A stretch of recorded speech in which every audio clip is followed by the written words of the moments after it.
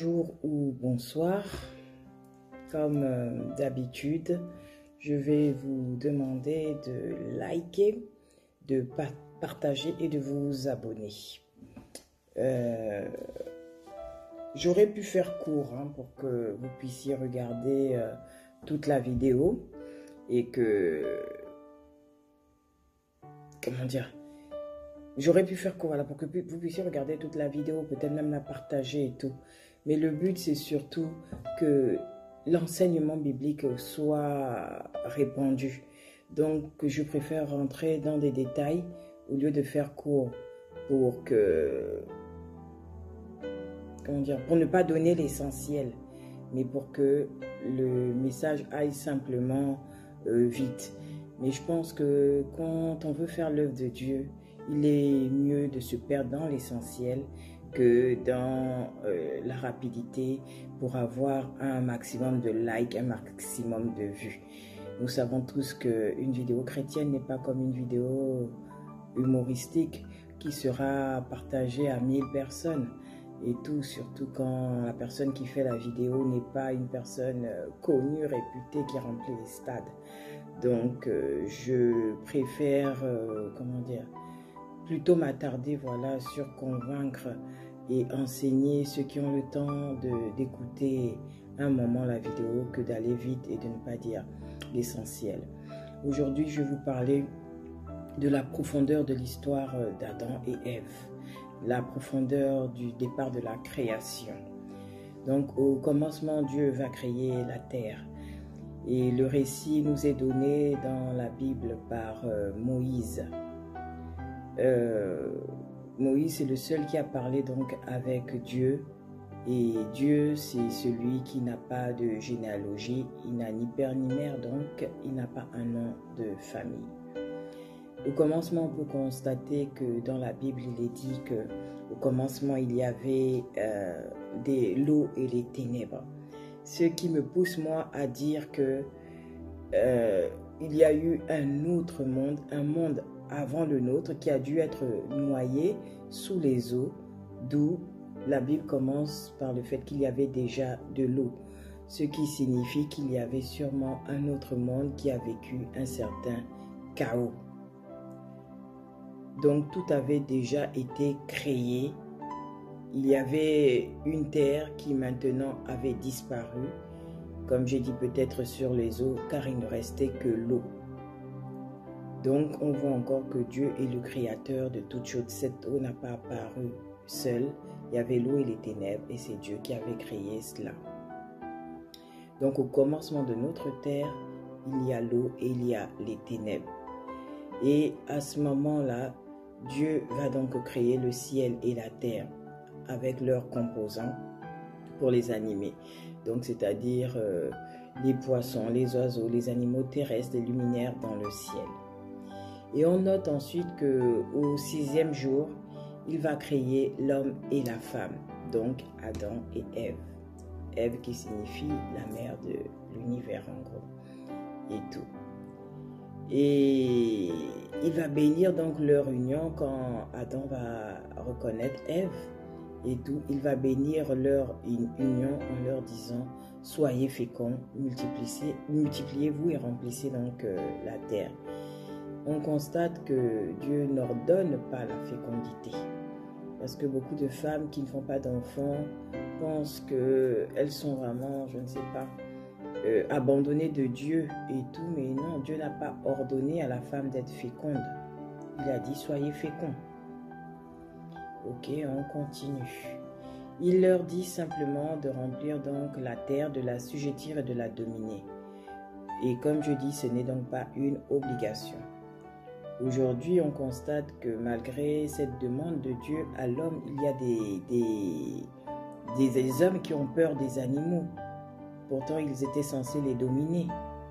Vous voyez que Dieu a juste donné sa pensée aux hommes et à eux de l'appliquer, de savoir comment réussir à appliquer cette pensée.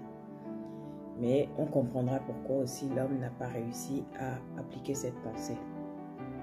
D'autres aujourd'hui seront végétariens car le premier aliment que Dieu a donné à manger à l'homme pour nourriture, c'est l'herbe et sa semence. Donc, et les fruits aussi des arbres.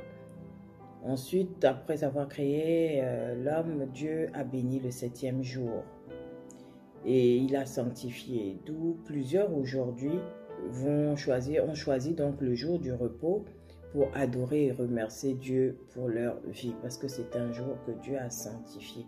Donc chacun, selon son calendrier, a pris le jour du repos, a choisi un jour du repos pour remercier Dieu. C'est un jour sanctifié et je pense qu'il faille le faire. Il faille dénoncer les églises mensongères, mais il faille reconnaître que Dieu est dans l'église. Cette première église, c'est l'homme et la femme que Dieu a créé. Il a créé d'abord une famille. Donc Dieu a créé l'homme à partir de la poussière et il lui a insufflé son souffle dans les narines. Et ce souffle a donné à l'homme le même esprit que celui de Dieu, mais pas la même image physique, parce que Dieu n'est pas un être humain, donc Dieu n'a pas un physique. Donc la ressemblance qu'on a avec Dieu, c'est qu'on a le même esprit. L'homme a l'image de Dieu, l'homme a l'esprit de Dieu, donc pas le physique de Dieu. Donc Dieu va placer donc sa création dans un jardin en Éden. Et à l'intérieur de ce jardin, il va y mettre 2 arbres, celui de la vie et celui du bien et du mal. Et tous ces 2 arbres seront placés au milieu du jardin. Donc l'homme devait cultiver alors ce jardin et le garder. Et là, c'était un ordre que Dieu a donné à l'homme. Et aussi et surtout, l'homme ne devait pas manger, quand je dis l'homme, c'est avec un grand H, l'arbre de la connaissance du bien et du mal. Il pouvait manger tout le reste, mais il ne devait pas manger cet arbre, parce que s'il mangeait l'arbre de la connaissance du bien et du mal, il allait mourir. Et ça, Dieu l'a ordonné donc à Adam.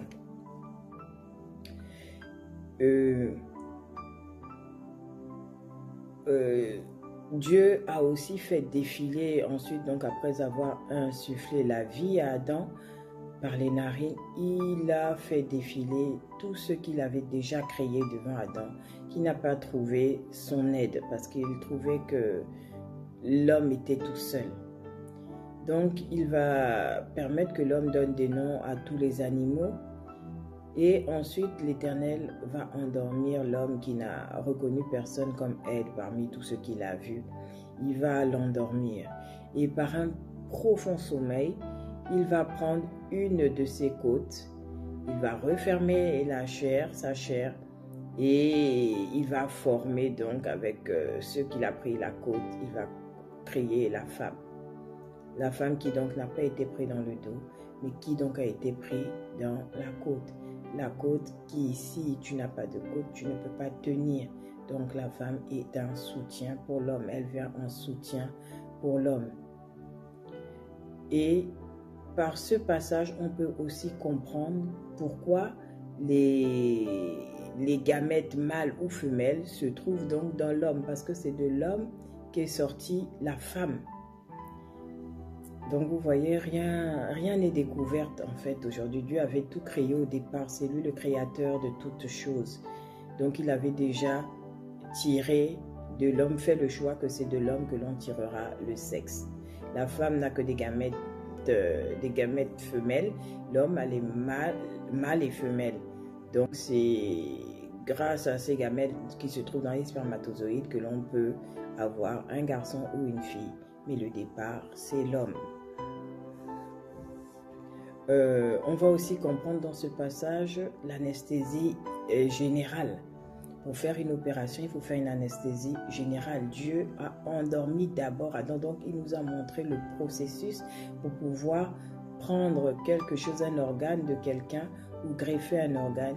Il faut passer par une anesthésie générale. Donc en fait, comme j'aime à le dire, Rien n'est nouveau sous le soleil, comme c'est écrit dans la Bible.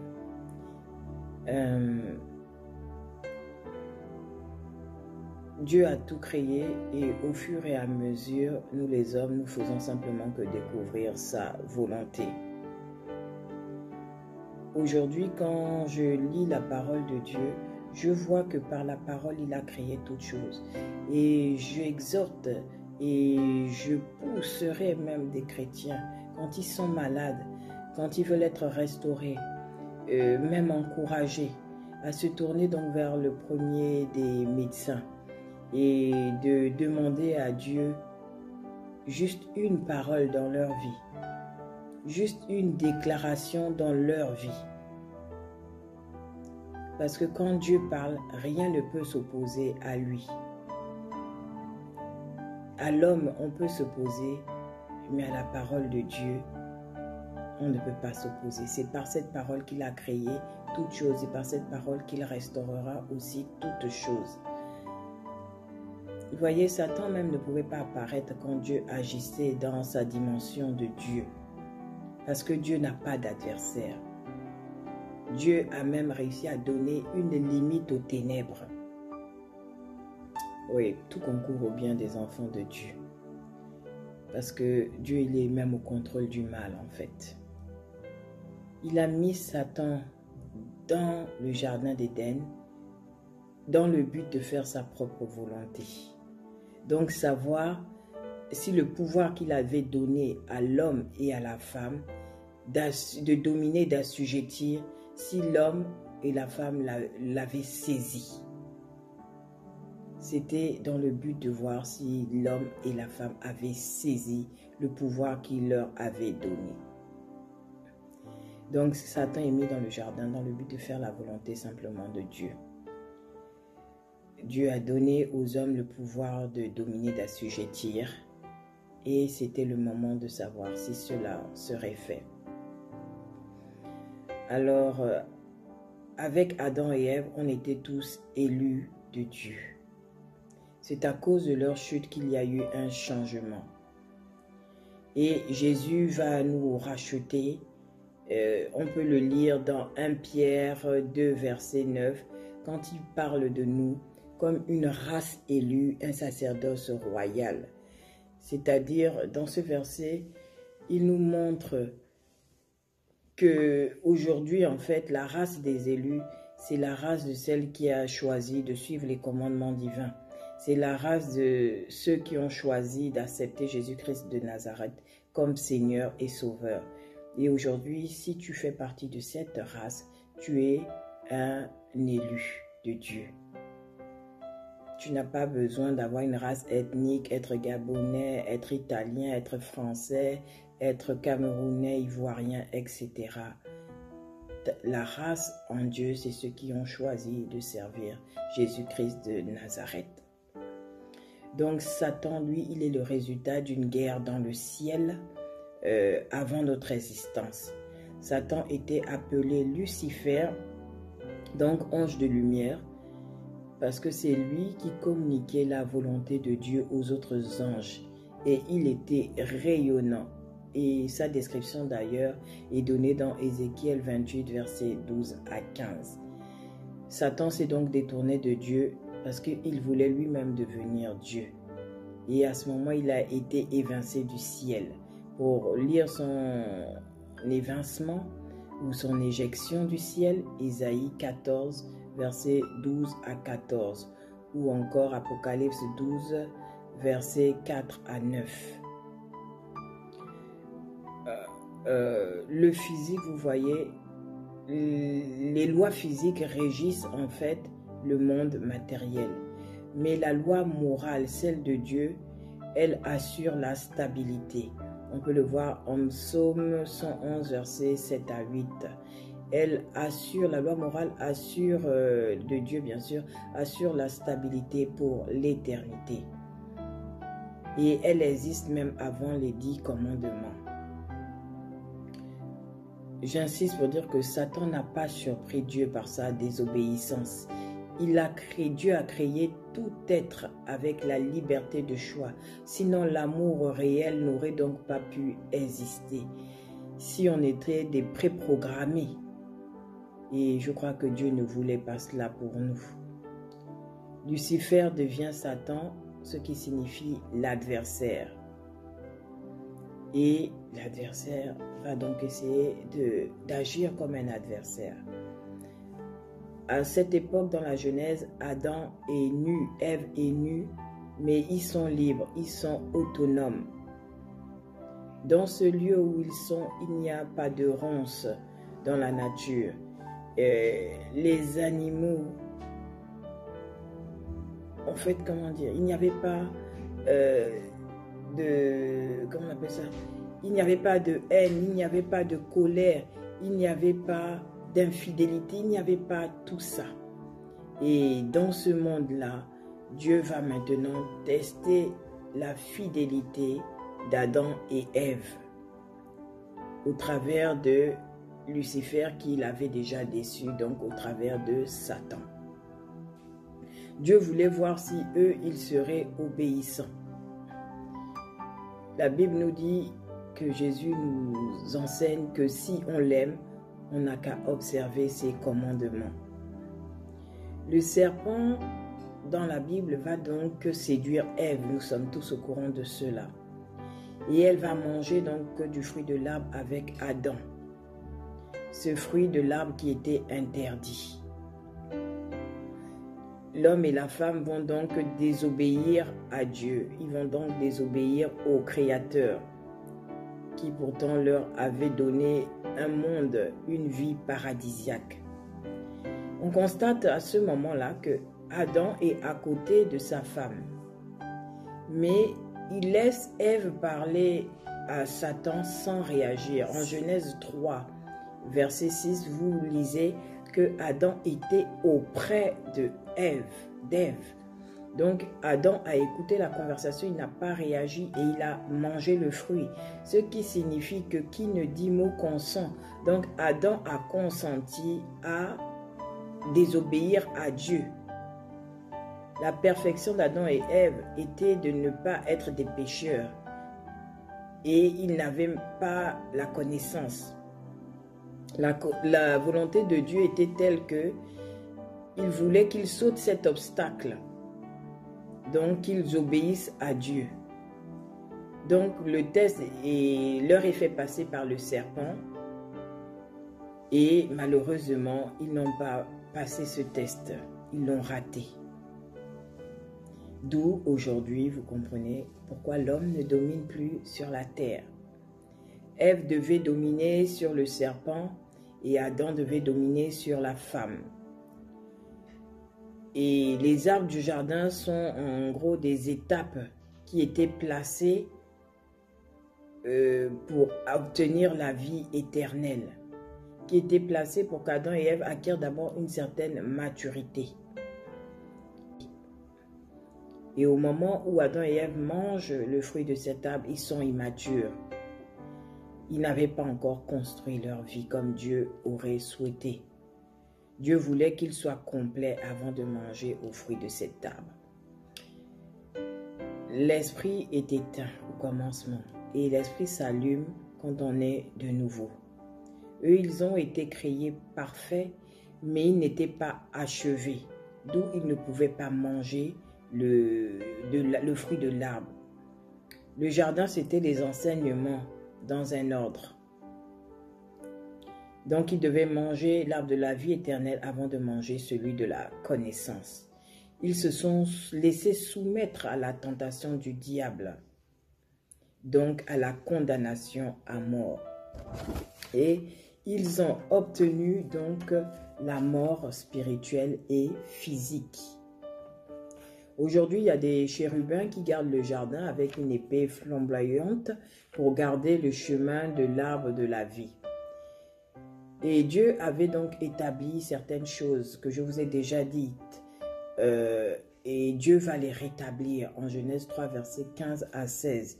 Il rétablit que la femme doit dominer sur le serpent et que l'homme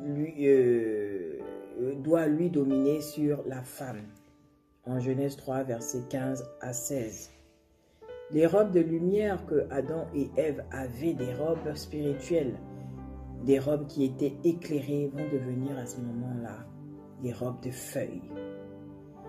Donc des robes de peau d'animaux.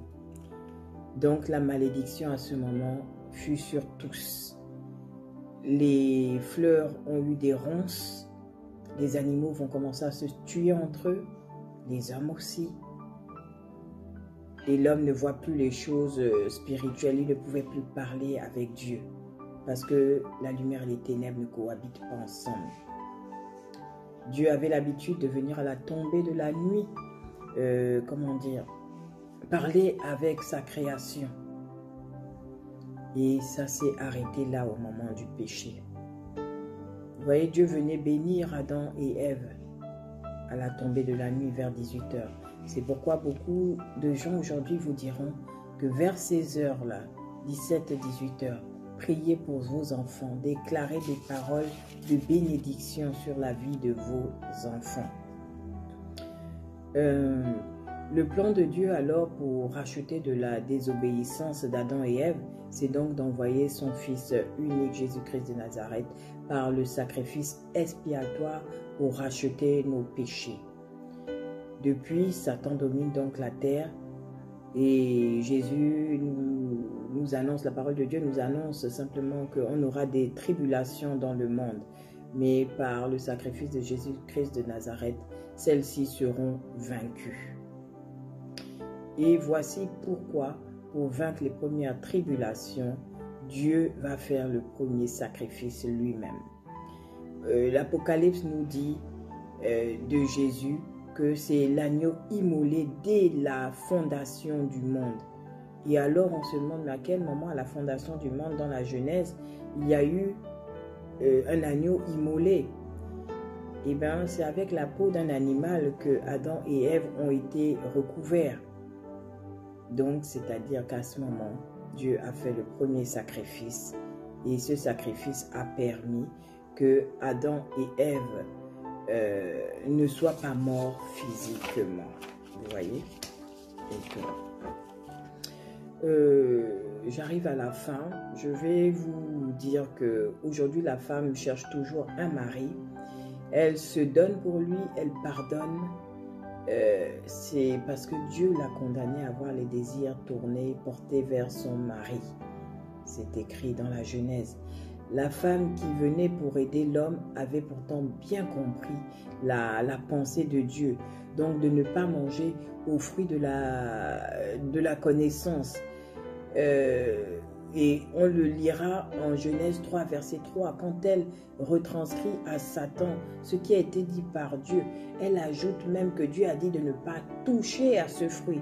C'est pour lui montrer à quel point Dieu ne veut pas qu'elle rentre en contact avec ce fruit. Elle a vraiment la connaissance de l'ordre de Dieu.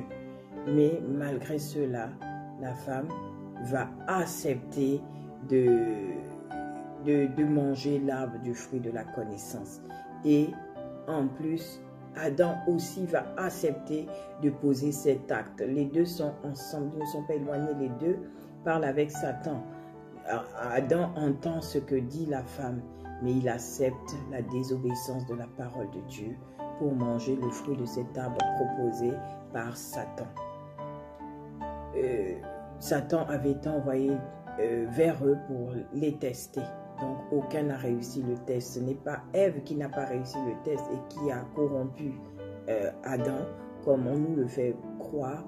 Mais quand on lit véritablement la parole, Adam était à côté et il a consenti lui-même à manger du fruit de cet arbre. Il n'a opposé aucune résistance, ni dans la conversation de Satan et Ève, ni dans le repas qui lui était offert. À ce moment, l'homme a simplement choisi la mauvaise part. Pour finir, Dieu n'organise pas de mariage dans la Bible, mais il estime que dès que Adam a identifié sa femme, ils étaient unis. Donc aujourd'hui, je demanderai à tous les jeunes d'éviter d'identifier plusieurs personnes comme étant votre femme ou comme votre homme, parce qu'il ne faut pas contracter plusieurs mariages. Donc j'encourage la jeunesse à prendre le temps pour faire le bon choix, à ne pas forniquer, à trouver la bonne personne avant de déclarer que celle-ci est donc ma côte, ou celui-ci est mon homme, celle-ci est ma femme. Normalement, l'homme doit identifier sa côte. Il me semble aussi dans la Genèse que l'Éternel avait pour souhait que la femme s'occupe des enfants et le mari donc de rapporter de l'argent, s'occupe de la terre, du travail. La situation du monde actuel fait en sorte que les femmes aussi travaillent. Et je voudrais quand même noter que ce n'était pas véritablement le souhait de Dieu au commencement. Mais le monde est tel qu'il est, tout est perverti. Donc, on ne peut pas aujourd'hui se lamenter si une femme doit aller au travail. En lisant aussi la Genèse, une dernière pensée m'est venue, c'est celle qui parle de la douleur de l'enfantement. Je pense qu'au commencement, Dieu n'avait pas prévu que la femme enfante dans la douleur. D'où, quand il va donner la sanction à la femme, il dira qu'elle enfantera maintenant dans la douleur. C'est-à-dire que Dieu avait déjà créé un système de péridurale pour que la femme n'accouche pas dans la douleur. Et aujourd'hui, on fait naître une injection, une piqûre, ou je ne sais pas ce que c'est véritablement, pour que la femme enfante pas dans la douleur. Mais j'insiste pour dire que Dieu avait déjà créé cette péridurale et que les hommes ne font que de découvrir tout ce qui avait été établi par Dieu au commencement. Alors j'espère que cette vidéo vous a apporté de la connaissance des mystères bibliques aussi. Soyez donc tous bénis, que cette histoire fasse entrer les gens dans les mystères du commencement pour pouvoir comprendre le reste de la Bible, pour pouvoir comprendre que Jésus avait été immolé au commencement, à la fondation des choses, et que le Nouveau Testament, l'Ancien Testament est l'ombre des choses à venir. Donc soyez bénis, vraiment partagez cette vidéo, visualisez-la jusqu'à la fin et encouragez votre entourage à faire la même chose car elle est très instructive. Soyez bénis, peuple de Dieu, c'est votre servante Presca Oluna encore une fois. Et n'hésitez pas à m'écrire sur mon mail nopt73@gmail.com, N comme Noël, Olive, Papa, Tango 73 @gmail.com, qui s'inscrira sûrement à la fin de la vidéo. Bonne journée à tous.